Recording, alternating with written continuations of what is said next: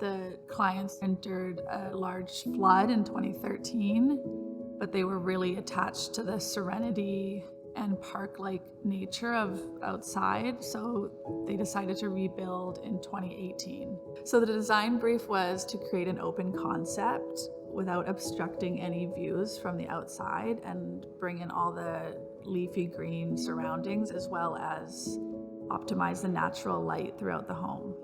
Because there was a lot of familiarity with the original orientation of the home, we were able to take a second look of how to use the space better with the light, the sunset, the sunrise, as well as the views down the river and up the river.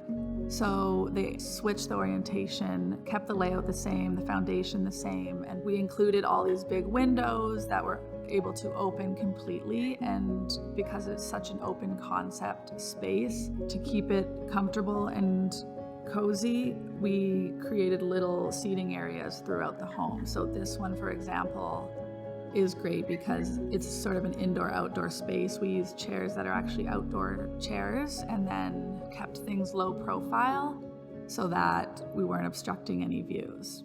So we weren't tied to any specific era, but we wanted to lean towards the Scandinavian look, but quite pared back because of the influence of the outside. We used lots of soft greens, terracotta, and black to ground the space. And this was all inspired by the changing colors outside. So we decided to limit the flooring choices to just porcelain tile and engineered white oak. We used large-scale tiles on the main floor and engineered white oak upstairs and on the stairs. Because the clients had endured a flood, they wanted to keep things super simple, and we used rugs to define seating areas in the open concept, and this was a great way to complement the furniture. Lighting was one of my favorite parts, sourcing fixtures that were all natural, including chandeliers in the dining room and the stairwell that are selenite crystals, which have healing properties, as well as natural wood fixtures throughout the home to tie into the outdoors, as well as some features inside. As for the furniture, the client had a lot of antiques that they'd collected over 30 years that I happily incorporated into the furniture plan. They also have grandkids, so using really durable fabric throughout the space was super important. The owners have always wanted to have a square dining table, and because we were building from the ground up, we were able to incorporate that into the dining room by custom building a 72 square foot table, which included a leaf that we use as the front hall table that seats up to 14 people for entertaining and family gatherings.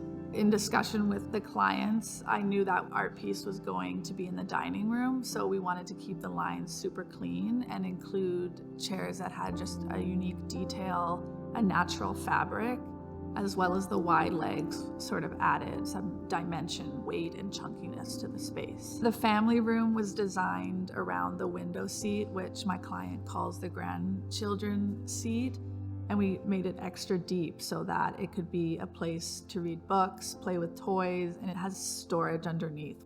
The living room surrounds the fireplace, which is a unique design with a big steel frame, and this way the whole family can sit in the living room and the kids can be playing close by.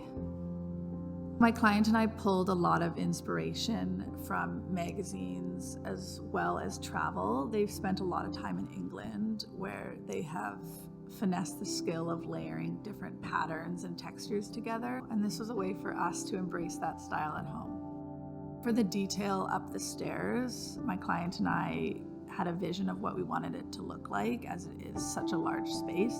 We didn't want it to be the main focus of the home, but we wanted it to be in conjunction with everything around us.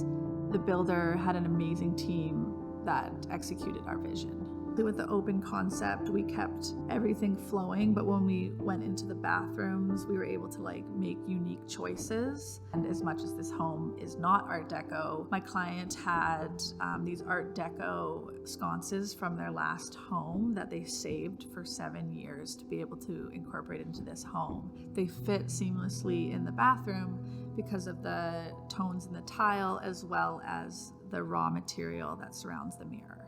So overall, from the windows to the walls, from the bar to the study, we focused on creating diversity between the spaces by using different materials in each vignette.